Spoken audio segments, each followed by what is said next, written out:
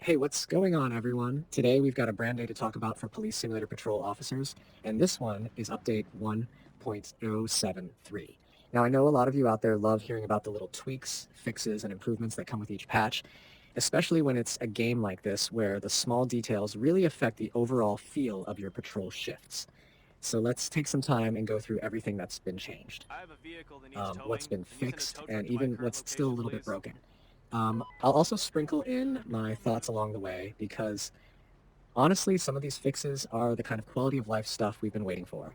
And they do make a real difference once you're actually out there in the game, putting on the badge and dealing with the daily routine of being a digital officer. And trust me, by the end of this breakdown, you'll see why this update, even though it might not sound massive at first glance, has some really meaningful changes that are going to impact how smooth the game feels. Nice to So see let's you, kick this officer. off with something that you might not even think about consciously until you notice it being wrong, and that's the lighting on patrol cars. Update 1.073 adjusts the lighting for all of the patrol cars during the day and at night. Now, if you've been spending a lot of time driving around in the different vehicles, you've probably had moments where the lights just didn't look quite right. Either they were too dim or too washed out, depending on the time of day, or maybe the flashing didn't pop the way you'd expect when the sun was glaring down on the city. Well, that's been smoothed out now. It sounds minor, but it's the kind of polish that makes the whole presentation feel more authentic. I know for me, when I'm cruising through an intersection with sirens on, it's all about the immersion, and the last thing I want is to feel like the lighting is off. Now you get the full effect whether you're rolling through in broad daylight or trying to clear traffic at night. Speaking of little details that affect immersion, let's talk about NPC behavior, because this is a big one. Before this update, there were some pretty frustrating situations where you could end up shooting NPCs even when they were already in a surrendering state. That always felt wrong, like you were being punished for trying to control a situation that should already be resolved. Update 1.073 fixes that issue, so surrender actually means surrender. The game won't let those weird overlaps happen anymore. And on the subject of overlapping states, the patch also cleaned up a bug where NPCs could get stuck in two different conditions at once, like being warned and then shot, which could trigger unintended game over sequences. You'd be patrolling, doing everything right, only for the game to decide you'd messed up when you hadn't. That's gone now, and honestly, it makes encounters feel a lot more fair. Yo. Another issue that was sticking out for a lot of players was drug deal callouts. You'd get called to a suspected drug deal, roll up expecting to handle the situation, and then nothing. The deal just wouldn't spawn properly. It killed the tension and made those callouts feel pointless. Thankfully, this update fixed it, so now those drug deals actually happen. That means more active scenarios to deal with, more realism in your patrol, and fewer moments where you feel like the game is wasting your time. Now let's move over to stability, because no matter how polished the gameplay feels, it doesn't mean much if the game crashes on you. A really annoying crash was happening for people when applying hats or glasses in the customization screen. Imagine spending time tweaking your officer's look, making sure everything is exactly how you want it, and then the game just crashes and wipes it out. That's fixed, so now you can make your character look sharp without worrying about the whole thing falling apart. And if you're playing on Xbox, you'll be happy to know that resume and suspension behavior has been fixed as well. That means if you step away from the game or your console goes into standby, you won't come back to weird errors or crashes. It's a simple but important fix because console players deserve the same kind of smooth experience as everyone else. Vehicles got some extra love in this patch too. For one, the winch cable disconnecting issue is no more. Before, you'd hook up a car, get everything lined up, and then the second you entered your patrol car, the cable would just disconnect. Here, officer. Super frustrating when you're trying to do your job properly. Now it stays connected like it's supposed to, so you can tow without the system breaking. Also, the digital matrix sign on your car was shutting off whenever you got out of the Need open vehicle. warrant. That's been Please, officer. fixed, so if you set it to warn other drivers or put up a message, it stays active even if you're stepping away for a minute. That's a small but really nice fix because it keeps the Please world cooperate feeling more for a certain consistent. procedure. Unmarked lights on the MRV and MPV were also giving players trouble. These vehicles are supposed to have very specific setups, and when the lights don't behave correctly, it breaks the authenticity. Update 1.073 fixed those issues, so now when you're rolling undercover or in one of the special Hey. units, everything looks the way it's supposed to.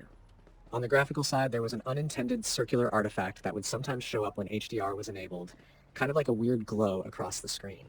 That's been taken care of as well, which should make things look cleaner overall if you're playing on a setup that supports HDR. Now let's switch gears and talk about the UI. One of the more irritating little bugs was with weapon permits. The system wasn't displaying correctly and you just get the same data no matter what. That made it feel pointless to even check permits because the feedback wasn't reliable. That's fixed now, so the mechanic actually works the way it's supposed Hey to. there. They also corrected the toggle spotlights text in the gadget carousel so it actually links to the right thing. Again, small, but it's those details that add up. And if you've noticed some translation issues in the game, those are being worked on too. There were problems with missing uniform localization and even a specific German translation issue tied to weapon permits. Those have been corrected, which is a good sign that the devs are paying attention not just to bugs, but also to how the game is presented across different languages. Now here's the thing.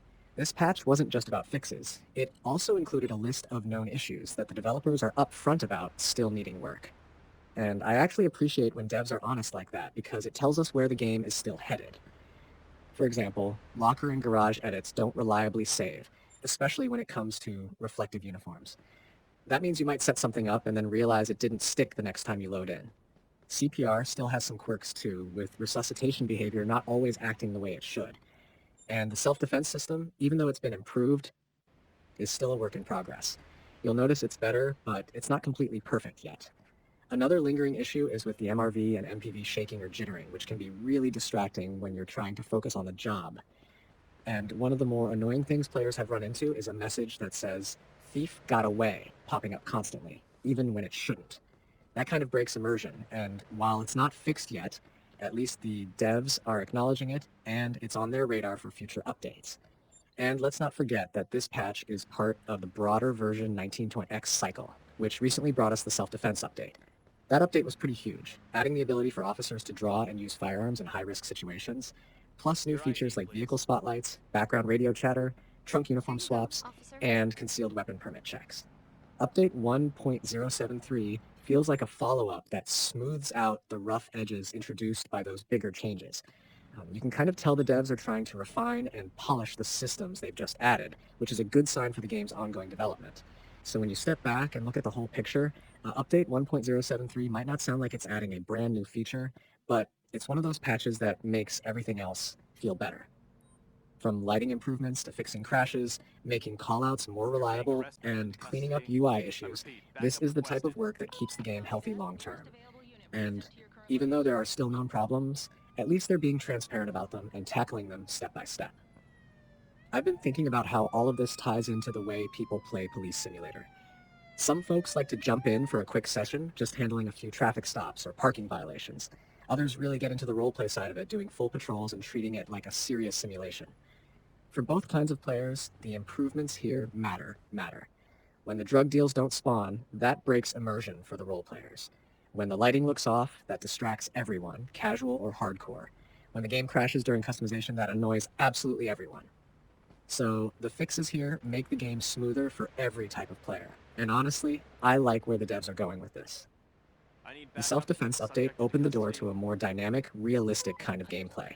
And now with this patch, they're making sure those systems actually work the way they should.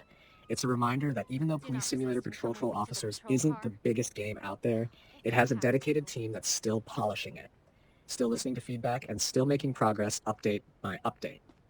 Now here's the fun part. What do you all think about these changes?